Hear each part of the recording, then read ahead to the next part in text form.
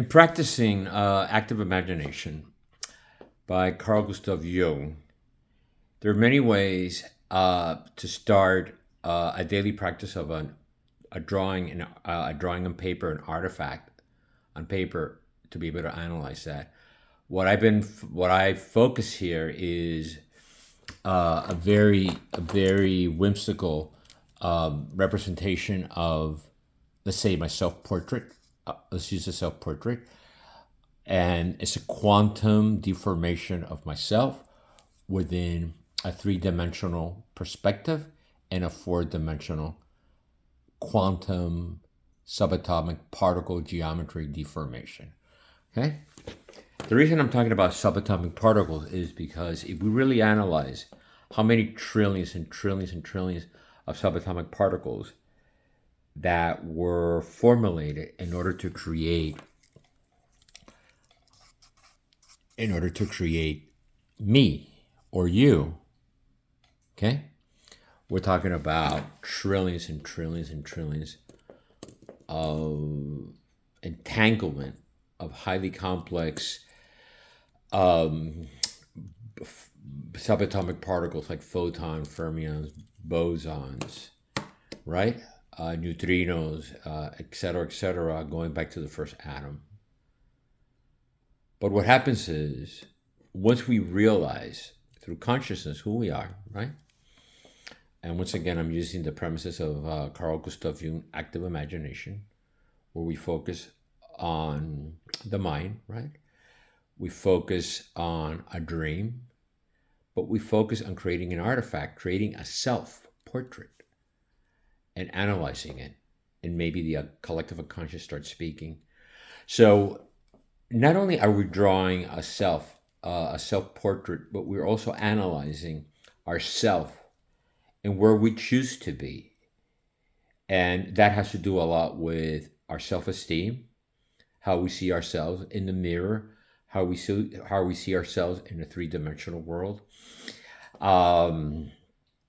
Here we have like a slice of pizza here. Slice of pizza where we have the Euclidean fifth postulate. So we have here the fifth postulate, meaning everything around our existence from the moment we come out of an elevator and we walk down the hallway is literally Euclidean one-point perspective mathematics, which is what we call one-point perspective, classical perspective, right? Classical central perspective. And here's the vanishing point here, the vanishing point here. So here will be the fifth postulate. So this is the area that we literally, wherever we come out of the elevator or we're in a room, this is the area that we occupy according to Euclidean geometry. Then you take it further ahead, moving 2,300 years into 20th century quantum and the theory of relativity by Einstein. Then you start getting into fourth-dimensional space. We come from that fourth-dimensional space manifold, or fifth-dimensional realities of subatomic particles in a quantum world, navigating into a 3D world. Now, it's very important, the more we become aware that we're not a slice of pizza, that we are, I choose to see myself, right? Myself as part of this universe, which trillions of subatomic particles created me, a unique you.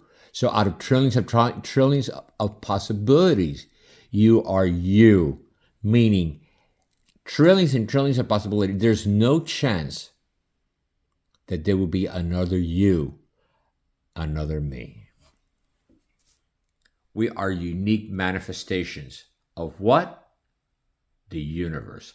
So rather than see yourself just in a limitation of a room or a hallway or a person being in the world and the world being inside of you and that's all you are, I'd rather see myself as part of the universe, as those trillions and trillions and trillions of possibilities and probabilities that created me and you.